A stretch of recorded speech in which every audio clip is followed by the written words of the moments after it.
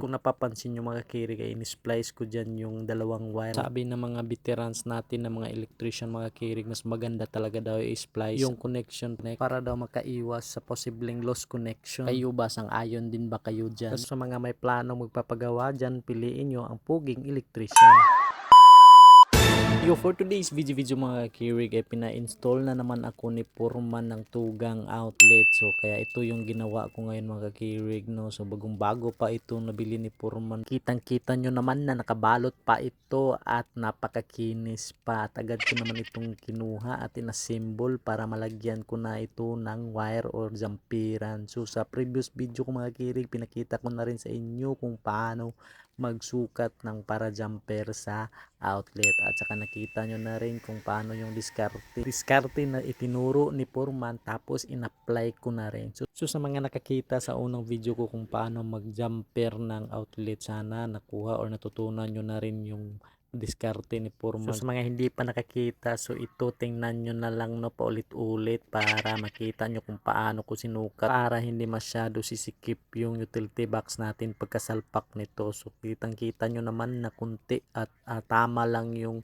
sukat ng jumper natin dyan sa tugang outlet. So screw type pala itong nabili ni Purman na outlet at ito atin nang i-install itong outlet natin dito. Kung napapansin nyo, 4 na wire yung lumabas dyan sa utility box. So nasa drywall pala natin i-install itong outlet natin na tugang. Hard reflex yung paglalagyan natin dito at saka flexible hose yung pinagamit ni Purman dito. At dito na nga tuluyan ng pinutulan natin yung mahabang abang natin para ma-splice natin dito yung isa pang nakakonect na outlet sa kabila. At syempre yung sobrang pinutol natin na wire ay save natin para magamit natin sa pagjumper sa ibang outlet na gagamitin. Huwag nyo na munang balatan para ikilo mga kakirig, no. So gagamit pa natin yun. At kung napapansin nyo mga kakirig ay in-splice ko dyan yung dalawang wire. Yung dalawang wire ay patungo sa kabilang outlet na naman mga kakirig, no. Sabi ng mga veterans natin na mga electrician mga kakirig, mas maganda talaga daw i-splice yung connection pag may isa pang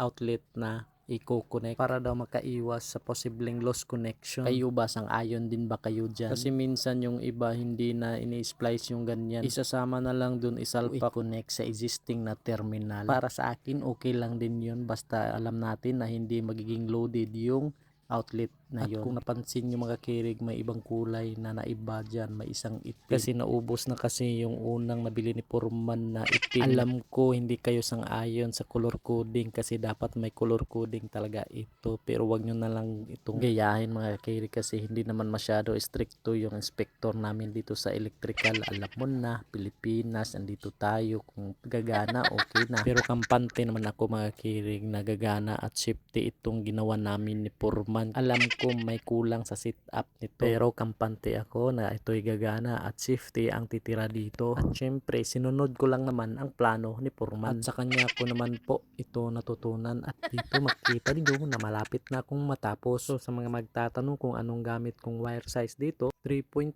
mm square number 12. Yan po ang standard size for outlet. So sa mga may plano magpapagawa dyan, piliin nyo ang puging electrician. Paalam!